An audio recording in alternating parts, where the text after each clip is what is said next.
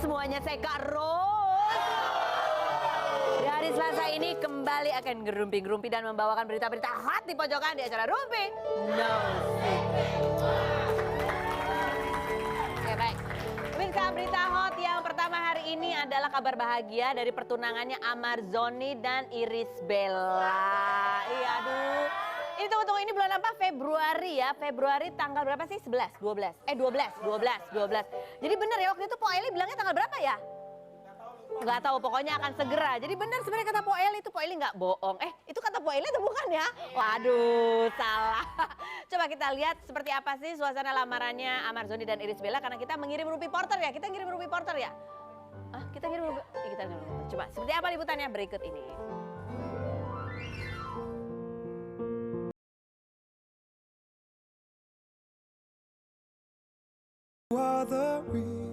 Di tanggal 12 Februari dimana menjadi tanggal yang bersejarah untuk saya dengan Ish.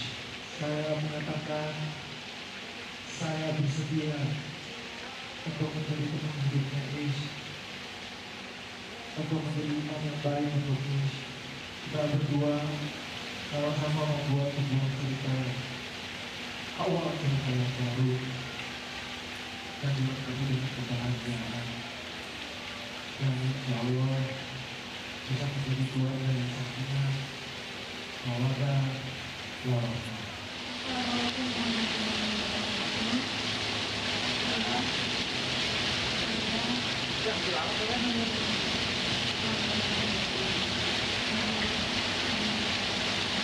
Mana yang gambar tuh?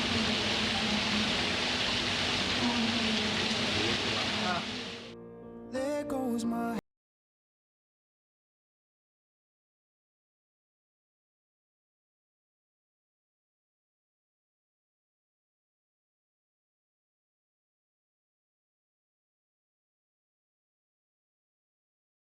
Dan sekarang alhamdulillah di tanggal 12 Februari ini, di hari yang cerah ini, gue bisa melangsungkan lamaran langsung pada keluarga. Nah, di tanggal 12 itu kan ada tanggal yang bagi kami bersejarah, di mana tanggal itu adalah komitmen. Di tanggal itu kami berkomitmen untuk kita sama-sama lupakan masa lalu kami berdua, tentang masa lalu Ridel, tentang masa lalu saya. Oke, kita mulai dari awal, kita buka lembaran awal lagi, tapi sama-sama mencari ridho Allah. Nanti kalau nggak itu nggak surprise dong. Kan sama Doni sukanya bikin gebrak kan.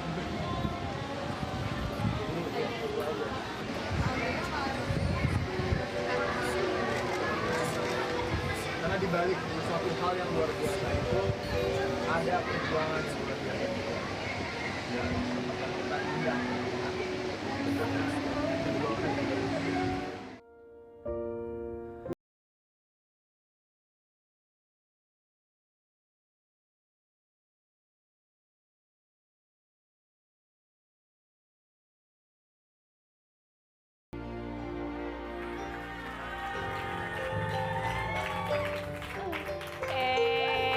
Aduh, cantik dan ganteng. Selamat ya Amar dan Irish Bella. Nanti kita tunggu, kita ajak jalan-jalan kemana ya mereka berdua ya, untuk ditanya-tanya. Nah, yang menjadi penasaran aku ini kan sebuah acara lamaran ya. Itu kembarannya Irish Bella ada nggak sih ya? Yang siapa kembarannya Irish Bella namanya? Eli Sugigi. Karena konon kabarnya ketika Po Eli itu sering diwawancara, jadi Amar sama Irish beneran mau segera nikah. Nah itu dia lah, pas ngomong gitu dia dimarahin sama Irish Bella. Udah baik kan belum, kita tanya ya, betul. Telepon. Itu coba kita tanya nih, Po Eli.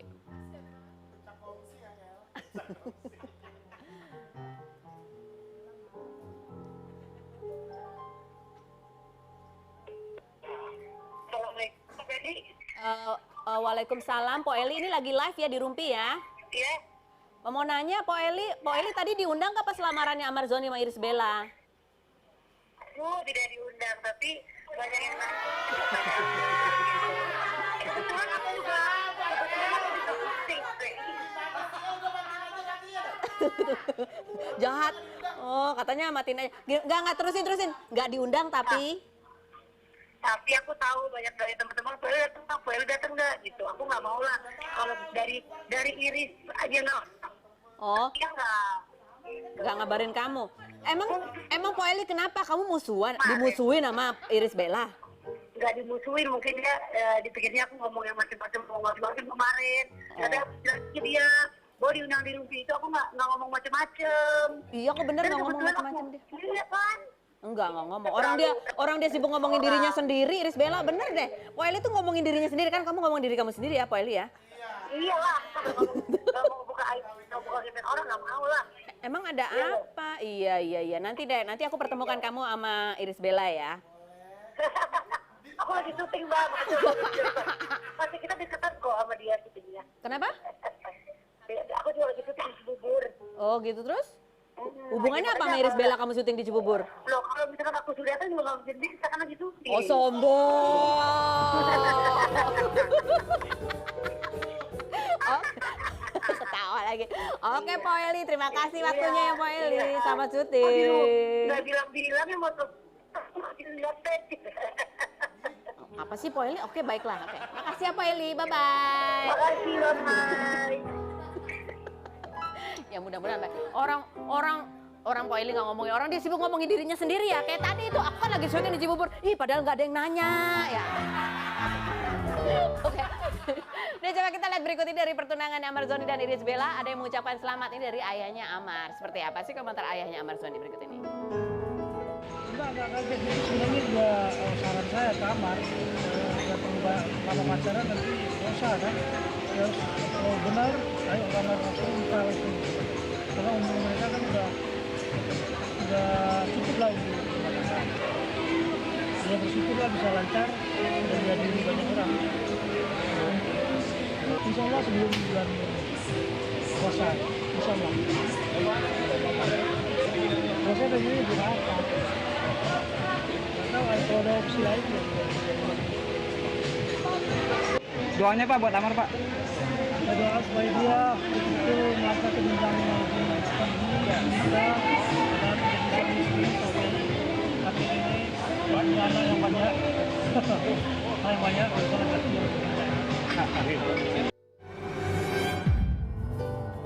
Gitu. Oke. Nah seperti biasanya kalau ada yang menikah tuh ya, terus netizen itu berpatroli sama seperti saya. Hah? Oh di BSD waktu tunangannya ya, oke. Netizen berpatroli ya melihat ke Instagramnya mantan-mantan. Tadi kan Amar bilang, kenapa tanggal 12 itu momen yang penting karena kami berdua sepakat untuk melupakan masa lalu dia dan Georgino Abraham, saya dan Amar. Siapa namanya? Ranti Maria. Oke, ke Ranti Maria postingannya ya. Kita lupakan masa lalu, maka kita lihat ke masa depan. Masa kini. Masa kini postingannya Ranti Maria di posting gini kan. Oke. Captionnya adalah I'm thankful because all the times God told me no. It's because he had a better yes. Ngerti orang kowe artinya. Pokoknya dia bersyukur karena setiap kali Tuhan itu mengatakan enggak, tapi ternyata karena Tuhan memiliki hal yang lain yang lebih baik begitu ya. Lalu kemudian yang lebih menarik lagi untuk dilihat ada komen netizen, ya kan? Apa? Yang like juga. Siapa? Oh Irfan siapa? Oh. Ini ada komentar netizen ya. Cantik banget tapi sayang lebih beruntung Iris Bella. Hahaha. Jahat banget ya ini ya netizen ya. Emang nggak jodoh, bukan nggak beruntung. Oke. J ditinggal nikah. Ya ampun. Oke. Kalau udah putus baru ngomong gitu. Ah, sudah biasa coba tegar padahal masih cinta katanya gitu. Iya. Ya kali kan bukannya dia udah waktu itu udah ada yang lain ya? Udah ada kan ya? Apa nggak sih? Apa bukan? Hah? Yang mana sih? Oh, ya nggak tahu. Oh coba telepon. Oke next yang berikutnya. Oh yang berikutnya nih hari ini juga muncul beberapa berita mengenai perkembangan kasus Dewi Persik dan ponakannya Rosa Meldianti. Jadi ini dia Dewi Persik lagi di London lagi jalan-jalan. Terus captionnya menarik perhatian. Wow sepertinya ada kabar baik dari sana deh gitu ya. Ini kita sambung-sambungkan dengan broadcast yang beredar di beberapa rekan media. Ini broadcastnya juga sumbernya dari sumber yang... Siapa sih sumbernya? Aku juga nggak tahu sumbernya siapa ya. Pokoknya tulisannya gini, heboh hari ini hasil gelar perkara Ditreskrimsus Unit 4 Cyber Polda telah menetapkan Rosa Meldianti, keponakan Dewi Persik sebagai tersangka atas pengaduan Dewi Persik. Untuk info lebih lanjut hubungi penyidik Polda Bu Ambar. Coba teleponnya Bu Ambar berapa? Telepon dong Bu Ambar, benar atau enggak? Karena ketika kita cek di teman-teman dari berita online belum ada yang menaikkan berita konfirmasi bahwa memang sudah ditetapkan sebagai tersangka. Mungkin pada belum nelpon Bu Ambar. Ini hanya tulisannya penyidik lebih telepon, tapi nggak ada nomor teleponnya. Berapa Bu Ambar itu, ya kan? Tapi kita mencoba telepon Meldi tadi ya. Kita coba telepon Meldi nggak diangkat ya. Telepon kakaknya juga nggak diangkat. Terus telepon siapa pokoknya nggak ada yang aktif satupun ya. Maksudnya mungkin kita nggak beruntung aja gitu ya. Terus kita mencoba menghubungi yang katanya manajernya waktu itu Didi. Ternyata Didi per Januari 2019 sudah tidak menjadi manajernya. Ya. Kita telepon Didi deh. Kenapa sih kamu udah nggak jadi manajernya Meldi ya? Hah? Oke, coba kita lihat. Tapi netizen udah kayaknya itu broadcast itu juga udah menyebar cepat. Bahkan netizen itu sudah tahu begitu. Aku nggak tahu loh netizen ini dapat broadcastan juga atau gimana sih sebenarnya ya? Padahal belum orang pintar tuh maksudnya bisa menerawang ya. Masih muda udah jadi tersangka katanya gitu ya. Hai tersangka katanya. Api. Hai Mbak tersangka. Wah lu Mbak tersangka. Semoga tenang. Serem ya. Aduh serem ya, serem. Oke, ngomong-ngomong soal orang pintar ya. Di akhir tahun 2018 ya kemarin ya kita sudah mewawancarai Mbak Yu kita tanya kira-kira prediksinya kemungkinan kecenderungannya dari kasus Dewi Persik dan Meldi ini akan seperti apa menurut pendapatnya Mbak Yu. Seperti apa? Coba kita lihat ini hasil dari pendapat Mbak Yu di 1 Januari 2019. 2019 ini bakal ada perdamaian kah? Masih berlanjut. Malah masih masuk bui nanti. Iya, masih berlanjut. Masih. Karena kalau ini nggak diselesaikan, nggak berusaha untuk baik, nggak berusaha untuk minta maaf, bener loh bisa 2019 saya juga mau masukin orang penjara, tenang. Jadi saat dia nggak bisa baik sama Dewi Persik, sebenarnya gini, Dewi Persik udah ngasih jeda waktu, ngasih keluarganya untuk yang bicara baik-baik, sampai ke keluarganya Dewi Persik, sampai orang tuanya didatangkan. Bukannya dia lebih rendah, ada pasal sopan, tapi malah melunjak dan nyari penyakit dengan artis lain. Nanti akan ada yang tidak nyaman, bukannya minta maaf ke Dewi Persik, dikasih peluang, malah tambah nginjak lagi. Buim nanti. Ini nggak tahu ya. Kita hanya ini mungkin nggak ada hubungannya satu dan lain kan? Karena belum ada konfirmasi betulkah sudah menjadi tersangka. Karena kita nggak dikasih tahu nomornya telepon Bu Ambar itu tadi. Oke baiklah. Yang berikut kita kembali lagi. Masih ini postingannya Fahmi Adityan ya masih berlanjut ya. Ini adalah mantan personil BBG, mantan artisnya Mak Vera. Nah, dia bilang aseton kemarin ya. Oke. Coba kita lihat ini postingan-postingannya ini kenangannya dari Fahmi ya. Ini foto pertama kalinya kita masuk manajemen Mbaknya tahun 2011. Di bayangan kita mimpi itu udah ada di depan mata dan udah dipegang sama orang yang tepat. Di sana ada dua kembar Sri Kandi yang nggak lama setelah ini keluar dari Simba dan Simba langsung nyuruh kita untuk musuhin dua itu karena katanya mereka nggak tahu diri kayak gitu ya. Next yang berikut ini juga ada foto. Ini ada foto bersama almarhum Olga Syaputra ketika masih sakit gitu ya dan memberi keterangan. Fahmi ini memberi keterangan bahwa mereka ini selalu mendampingi almarhum pada saat dirawat di rumah sakit di Jakarta, tapi pada saat di Surabaya justru dilarang untuk dilarang untuk bertemu dan dilarang untuk ngambil foto begitu. Bahkan dicek fotonya apakah ada fotonya. Tapi terus ada gini, padahal itulah kenangan terakhir kita sama almarhum. Malah foto-foto almarhum yang terakhir itu muncul di film Warisan Olga katanya begitu. Next yang berikut ya. Yang berikutnya ini juga ini ada bersama Ruben Onsu begitu. Fahmi menceritakan bahwa salah satu orang yang juga dilarang bertemu mereka temui adalah Ruben Onsu begitu. Bahkan Olga Syaputra selalu dilarang bertemu dengan Ruben Onsu sampai sakit dan meninggalnya tidak dipertemukan. Itu kata Fahmi ya kan. Sementara Mak Vera sendiri di Instagramnya tidak ada komentar lagi begitu ya dan di wawancara juga tidak secara tegas menjelaskan atau mengklarifikasi apakah benar tuduhan-tuduhan seperti ini memang terjadi seperti itu atau seperti apa versinya Mak Vera gitu ya. Oke yang berikut dari Della Perez yang kemarin datang ya ke Polda Jatim. Terus abis gitu dia senang, dia lagi posting senang banget karena ada wawancara dengan kuasa hukumnya si F. Tahu nggak F itu siapa? Bukan aku loh, bukan ya, bukan aku ya, ini bukan aku. F ini adalah salah satu mucikari yang diamankan terakhir yang dalam keadaan hamil ya. F. Oh bukan Ferry juga, bukan. Ferry itu ada di mana-mana ya nge-like ya. Jadi si F ini, si F ini adalah yang lagi hamil, yang kemudian dilakukan penangguhan penahanan begitu. Nah ini kuasa hukumnya mengatakan bahwa kalau dari sisi mereka berdasarkan klien yang dia pegang yaitu si F, katanya nama Della itu nggak ada di dalam handphonenya si F. Tapi itu kan, ya nggak tahu deh, itu kan dari versinya ini ya. Tapi itu juga sudah membuat bahagia Della yang mengatakan bahwa, aduh begitu cepat kebenaran terungkap, sujud syukurku padamu ya Allah. Begitu kata Della. Ya next yang berikutnya kita menuju ke telepon ya. Kita menuju telepon ya. Telepon siapa yang mau kita telepon nih? Hah? Telepon. Oh foto. Ada foto siapa? Hah? Oh. Ini foto kondisi terakhir Vanessa Angel begitu ya. Dia sudah menjalani proses tahanan dan juga pemeriksaan lebih lanjut. Oh kita mencoba, sekarang kita menghubungi ini tantenya Vanessa Angel dari pihak ibu yaitu Tante Reni yang kemarin sempat beberapa kali mendatangi Polda Jatim untuk bertemu dengan Vanessa Angel dan akhirnya sempat bertemu sebelum Vanessa Angel akhirnya ditahan di Polda Jatim gitu. Halo Tante Reni. Halo Kak Ros. Tante Reni, boleh tahu sekarang kondisi terakhir Vanessa seperti apa Tante?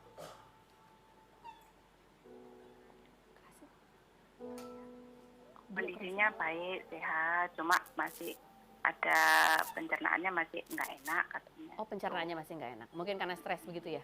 Karena mahnya juga? Iya. Tante Reni, kita mau tanya dong Tante Reni itu bisa 18 tahun nggak ketemu sama Vanessa Angel itu kenapa sih Tante? Karena saya kan tinggal di Surabaya, jadi memang setelah mamanya meninggal itu memang ya karena kondisi juga jauh juga ya memang nggak pernah bisa gimana silaturahmi jadi agak terputus gitu. Agak terputus itu memang karena jarak atau memang karena dibatasi atau gimana Tante Reni? Aksesnya sih agak susah juga ya. Agak susah juga. Iya. Tante ini sebenarnya kalau dari ibunya tuh hubungannya adiknya ibunya Vanessa kah atau sepupunya sih Tante? Saya adik paling kecil dari mamanya, Vanessa. Kecil? Adik paling kecil. Kecil sekali Tante, suaranya bisa agak keras. Halo, lagi. ya. Halo? Adik paling kecil dari mamanya Vanessa. Oh, adik paling kecil. Jadi ya. tantenya banget dong ya sebenarnya? Iya, tante, iya. Nah, Tante selama 18 tahun nggak pernah ketemu Vanessa sejak kakak Tante meninggal. Itu sebenarnya ada keinginan nggak sih untuk nengok? Karena kan mereka ketika mamanya meninggal masih kecil-kecil sekali. Iya, sempat itu mami saya yang nengok, cuma kan kadang nggak, ya ketemu sama si anak-anaknya aja, sama Nesa, sama Mayang, tapi sama dedinya nggak pernah ditemuin, jadi akhirnya ya gimana sih, kita jadi agak ya sudahlah gitu. Ya sudahlah, jadi memang nggak ditemuin tuh maksudnya bapaknya nggak nemuin. Ya menghindar. Oh bapaknya memang menghindar, tidak bertemu dengan mertuanya begitu ya? Iya betul. Terus kemudian ketika Vanessa di umur 16 tahun keluar dari rumah, ini keluarga mamanya, eyangnya tahu nggak sih kejadian itu? Tahu, pernah ngobrol juga sama omnya. Tuh ya ada masalah sama papa gitu. Terus? Tapi ya sebatas itu aja, maksudnya kita juga bukan yang intens komunikasi dengan Vanessa ya, jadi paling kalau janjian ketemu di makam mamanya itu untuk saudara saya yang tinggal di Jakarta itu masih kadang seperti itu. Tapi kalau saya pribadi memang jarang sekali ya, 18 tahun baru kemarin tanggal 28 baru ketemu. Oke. Tante, ini kan kita lihat Tante beberapa kali memang mendatangi Polda Jatim gitu ya. Apa sih yang menggerakkan Tante datang gitu? Walaupun ini kan kasus yang sensitif dan juga kemungkinan ini akan menjadi perbincangan banyak orang yang tidak enak gitu kepada keluarga. Apa yang membuat Tante mau memberikan support untuk Vanessa? Rasa kasih sayang. Kenapa? Ya, jadi rasa kasih sayang aja saya sama Nisa. Jadi saya merasa gimana ya? Ini anak sudah tidak ada mamanya atau mungkin ya ada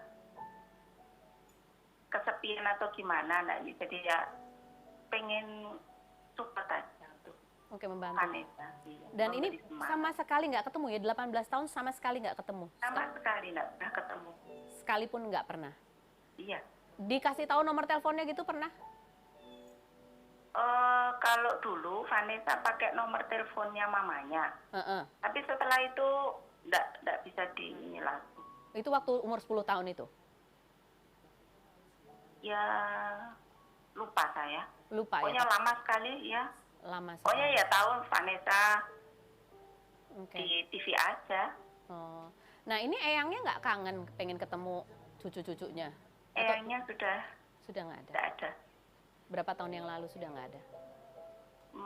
Tahun 2016 kemarin. 2016 kemarin. Terus Tante bisa ceritakan ketika bertemu lagi dengan Vanessa, apa sih pembicaraan yang terjadi seperti apa atau suasana yang terjadi seperti apa Tante? Tidak apa ya kita bicara, saya tidak bicara masalah yang membelit Vanessa ya. Saya bicaranya, kamu sudah besar ya Nessa, kamu cantik sekali ya begitu, seperti tidak ada beban buat saya untuk menemui Vanessa ya. Tidak ada beban, tidak ada beban, tidak ada malu karena takut diomongin oleh tetangga atau sebagainya, Tante? Tidak. Neneknya Vanessa pernah berucap kerinduan bertemu dengan cucunya yang jarang ditemui sebelum meninggalnya? Iya, dulu pernah Vanessa, Mami aku mau datang ya, aku mau tengokin Mami, tapi karena nggak tahu sibuk atau gimana, sampai beliaunya nggak ada, belum kesampaian. Itu di umur-umur berapa? Tahun-tahun berapa? Sudah lama sekali atau baru-baru? Mungkin 5 tahun atau 4 tahun yang lalu. 4 tahun yang lama. Jadi sempat ada kontak melalui Iya. telepon aja? Vanessa setiap Natal ngucapin buat Eyang. Oh, setiap Natal selalu mengucapkan Iya. selamat. Tapi kalau bertemu jarang begitu ya? Jarang, ya betul. Oke, baik. Tante Reni, terima kasih banyak untuk waktunya. Ya, Salam Karo, untuk sama-sama. Vanessa. Terima kasih. Iya. Ya. Oke, baik. Itulah berita-berita hot kita di pojokan ya. Aku semakin hot ya di sini ya.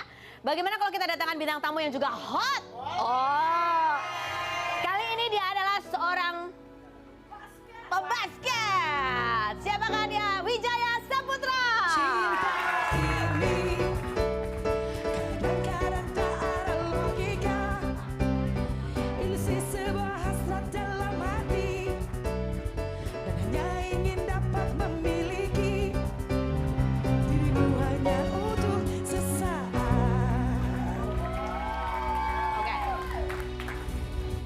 Lagunya kenapa itu ya? Oke.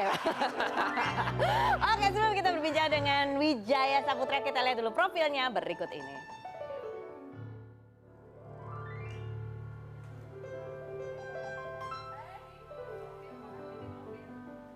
Viti, layangan, muter. Hah? Oh, lagi nyangkut. Oke, nyangkut. Jadi ibaratnya kalau lagi shoot tuh agak mantul gitu ya, belum masuk ke dalam keranjang. Oke. Apa kabar? Kamu apa? Wijin. Panggil Jay aja. Hah? Jay aja. Oh, Jay aja. Ini lagi di Jakarta atau seterusnya akan di Jakarta atau gimana? Seterusnya akan di Jakarta. Oh, seterusnya akan di Jakarta. Berapa tahun sih kamu di LA? Itu like apa ya? Kalau kerjanya stay 1.5 years. Oh, 1,5 tahun di sana. Oke. Ini ada kalau kita lihat Instagram kamu kan banyak kamu post share ini lo kegiatan aku di LA gitu. Kamu sebenarnya tuh di LA memang main basket juga? Iya, karena enggak sih, maksudnya saya kerja di sana, tapi di samping saya kan kalau habis kerja stres. Oh. Jadi saya lebih ke positif apa ya? Kegiatan positif aja. Kegiatan positif di tetap main basket begitu ya? Tetap jaga kondisi. Oh, jaga kondisi. Aku Iya. pikir kamu di sana juga ikut klub apa gitu di LA. Sebenarnya nggak klub sih, kayak lebih ke community gitu. Oh, community. Iya, jadi kita ada community orang-orang Indonesia di sana. Saya juga sempat suka main sama orang-orang yang kerja di Warner Bros. Iya, ya. Kok bisa sih kamu main basket? Pertama diajak teman.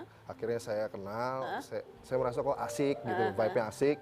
Di samping saya nggak hanya kumpul sama orang-orang Indo, saya pengen kumpul sama orang-orang lokal di sana. Gitu. Buka jaringan juga pertemanannya. Iya, betul. Diajak main film nggak? Enggak. Oh, belum. Oh, belum diajak Who kamera. knows, nggak tahu. Tapi kamu di sana tuh kerjanya kerja apa?